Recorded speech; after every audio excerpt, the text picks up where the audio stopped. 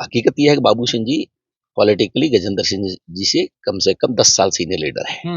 और अब चूंकि वो मेंबर ऑफ पार्लियामेंट बन गए, मोदी जी की मेहरबानी हो गई, केंद्रीय मंत्री बन गए, तो अब बाबू सिंह जी उनके जूनियर हो गए। तो आप उनको मार थोड़ी सकते हो, और आप आते हो सीकर से, महरौली से, और यहाँ के लोगों को मार रहे हो।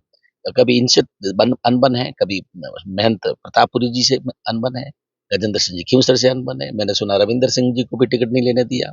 फिर सुन रहे हैं कि अमीर सिंह जी की ज्यादा मामला ठीक नहीं है। और मुझे बहुत दुख हुआ जब 3 बार के विधायक और इतने सीजन्ड पर्सनालिटी हमारे मारवाड़ की बाबू सिंह राठौड़ का माइक पिछले 6 महीने पहले राजनाथ सिंह जी कार्यक्रम में छीना गया। आपको लेकर ये चर्चाएं हैं कि करण सिंह पर इस बार विशेष आशीर्वाद किसका रहा, दिल्ली वाला था कि जयपुर वाला? 2 बार मंत्री रहे, तीसरी बार पार्टी ने फिर उनको मौका दिया है। गजेंद्र सिंह शेखावत आपके सामने हैं। देश में लोकसभा चुनावों को लेकर कांग्रेस और बीजेपी एक के बाद एक अपनी सूची जारी कर रही है, और कांग्रेस की जब पहली सूची आई तो राजस्थान की उस लोकसभा क्षेत्र से एक ऐसे दावेदार को टिकट दी गई जहां से मुख्यमंत्री भी निकले हैं और केंद्रीय मंत्री भी हैं। जी हां, मैं बात कर रहा हूं जोधपुर लोकसभा क्षेत्र की, जहां पर कांग्रेस ने करण सिंह उर्चेड़ा को प्रत्याशी बनाया है। और उनको टिकट मिलने के बाद आज पूरे जोधपुर में एक विशेष माहौल था, उत्साह था इनके कार्यकर्ताओं में और इनमें भी। करण सिंह जी से कई सारी बातें जानेंगे, लेकिन सबसे पहला सर मेरा सवाल यही है, आपको लेकर ये चर्चाएं हैं कि करण सिंह पर इस बार विशेष आशीर्वाद किसका रहा, दिल्ली वाला था कि जयपुर वाला? दोनों का ही आशीर्वाद था, दिल्ली जयपुर दोनों का पूरा आशीर्वाद है। क्योंकि एक विशेष आशीर्वाद किसी न किसी का होता है, राहुल जी का, सचिन जी का, गहलोत जी का। देखो, सचिन जी और अशोक गहलोत साहब दोनों का आशीर्वाद था, जिसकी वजह से मेरे को टिकट मिला। जोधपुर की जनता का आशीर्वाद लेने के लिए कितनी मेहनत करनी पड़ेगी? 2 बार मंत्री रहे, तीसरी बार पार्टी ने फिर उनको मौका दिया है। गजेंद्र सिंह शेखावत आपके सामने हैं। मुझे नहीं लगता कि ज्यादा मेहनत करनी पड़ेगी। मैं 25 साल से जनता की सेवा कर रहा हूँ, तपस्या कर रहा हूँ, सामाजिक सरोकार में मैं भी लगा हुआ हूँ। और मुझे जान के बड़ी हैरानी है, मेरे तो मित्र हैं गजेंद्र सिंह साहब, और 10 साल के बाद में इस तरीके का विरोध होगा जनता में, ये मैंने कल्पना नहीं करी थी। जब आप जनता के बीच में पहला चुनाव लड़ने जाते हो तो जनता आपको आजमा लेती है, और 10 साल बाद आप जाते हो तो फिर आपका खुद का रिपोर्ट कार्ड सामने होता है। तो मुझे तो नहीं लगता, कांग्रेस पार्टी आराम से जीतेगी यहाँ से चुनाव। अच्छा, ये कह रहे हैं कि उनका विरोध जो है वो प्लान था, बाबू सिंह द्वारा विरोध करवाया जा रहा था। पिछले दिनों दोनों का एक साथ वीडियो भी आया, सीएम ने दोनों का राजीपा करवाया, उस पर आपका क्या कमेंट है? देखिए, मैंने तो, ये उनका अंदरूनी मामला है, पर मुझे बहुत दुख हुआ जब 3 बार के विधायक और इतने सीजन्ड पर्सनालिटी हमारे मारवाड़ की बाबू सिंह राठौड़ का माइक पिछले 6 महीने पहले राजनाथ सिंह जी कार्यक्रम में छीना गया। तो मुझे अच्छा नहीं लगा। इस तरीके की घटनाएं राजनीति में शोभा नहीं देती। और तो अब उसका रिएक्शन है कहीं न कहीं, मेरा मानना है। जब आप फिर टिकट में भी देरी हुई, लोग कह रहे थे पता नहीं, जो पेपरों में आ रहा था टिकट कट जाएगा, पर बाबू सिंह जी अल्टीमेटली टिकट ले आए। और ये तो अंदरूनी मामला है, बट इस तरीके से अगर एक सीनियर लीडर अगर अपने ही अंदर आने वाले लीडर को अगर खत्म कर देगा, पर हकीकत यह है कि बाबू सिंह जी पॉलिटिकली गजेंद्र सिंह जी से कम 10 साल सीनियर लीडर है। और अब चूंकि वो मेंबर ऑफ पार्लियामेंट बन गए, मोदी जी की मेहरबानी हो गई, केंद्रीय मंत्री बन गए, तो अब बाबू सिंह जी उनके जूनियर हो गए। तो आप उनको मार थोड़ी सकते हो, और आप आते हो सीकर से, महरौली से, और यहाँ के लोगों को मार रहे हो। कभी इनसे अनबन है, कभी महंत प्रतापपुरी जी से अनबन है, गजेंद्र सिंह जी खींवसर से अनबन है। मैंने सुना रविंदर सिंह जी को भी टिकट नहीं लेने दिया। फिर सुन रहे हैं कि अमीर सिंह जी की ज्यादा मामला ठीक नहीं है।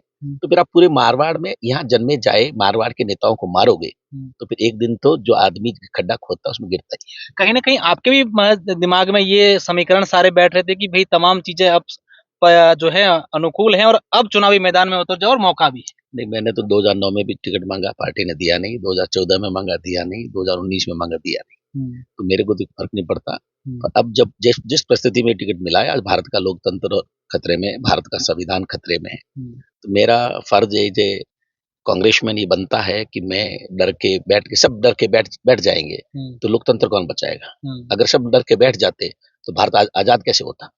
आज भारत के आजाद होने में जितनी प्रॉब्लम आ रही थी, जितनी जरूरत, इतनी ही जरूरत आज के दिन इस देश में इस सरकार की खिलाफत करने की।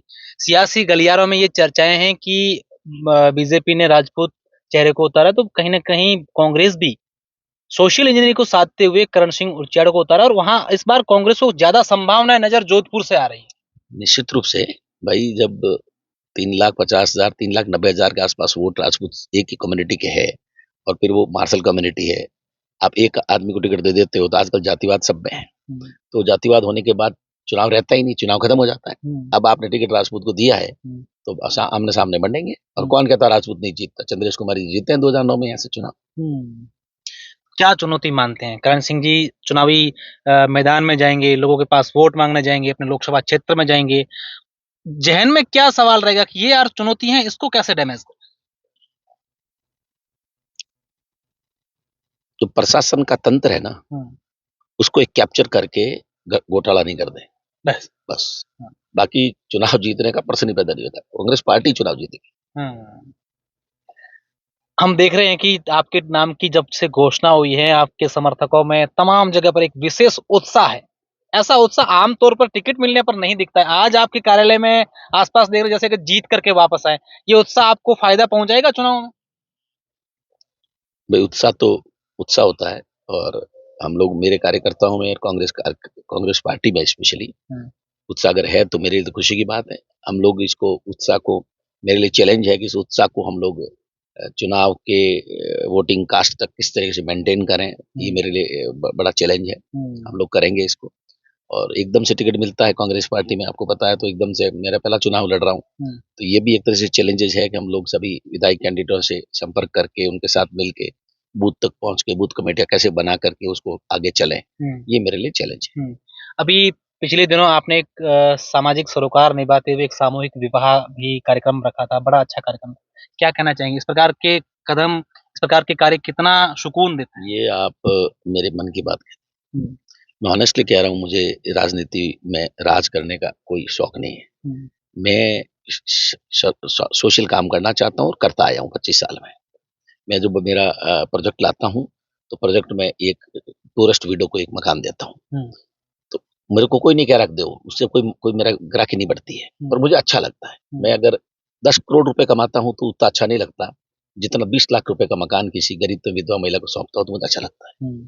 इसी तरह मेरे फादर साहब के देवलोक होने पर उनका सपना था गांव में कोई बिना छत नहीं रहना चाहिए, तो 5-6 भील परिवार, 1-2 मेघवाल परिवार थे जिनको हमने मकान बना के दिए, तो मेरे को अच्छा लगा। तो मैं ये चाहता हूँ कि मुझे जनता मौका देवे, और इस मौके के बाद में सामाजिक काम बिना सरकार के फंड इन्वॉल्वमेंट किए हुए अच्छे से अच्छा कैसे कर सकते हो, ये मैं ये बताना चाहता हूँ भारत में पूरे में, कि भाई आप जरूरी नहीं सरकार की तरफ देखो पैसा नहीं आया, क्या हुआ? अगर मैं आज जोधपुर का सांसद हूँ और मैं तय कर लूँ, झोली फैला दूं कि मुझे पैसा चाहिए और ये काम है, इस गांव में इतने लोगों के छत नहीं बनाना है, तो पैसों की मुझे नहीं लगता, उनको लगना चाहिए, जनता को, बिजनेसमैन को, कि ये पैसा मेरा एक एक उगेगा, धर्म के खाते में जाएगा। तो मैं ऐसा काम करना चाहता हूँ कि एक नेता की छवि हटके एक सामाजिक कार्यकर्ता किस लेवल पे बड़ा काम कर सकता है, जो एनजीओ करते हैं ये लोग। तो ये अगर आप, मेरा काम व्यक्तिगत रूप से करने की लिमिटेशंस है, अगर मैं ये काम सांसद बन के करूंगा तो उसकी कोई लिमिटेशन नहीं रहेगी, मैं बड़ा काम कर पाऊंगा, ये मेरा सपना है। शायद यही कारण है कि करण सिंह का क्रेज का जो ग्राफ है वो 2014 से बढ़ा, 19 में फिर बढ़ा, और अब लगातार ये क्रेज बढ़ता जा रहा है। अब देखने वाली बात होगी कि इनकी ऐसी सोच, इनका क्रेज 2024 के लोकसभा चुनाव में किस तरफ करवट लेता है। धन्यवाद।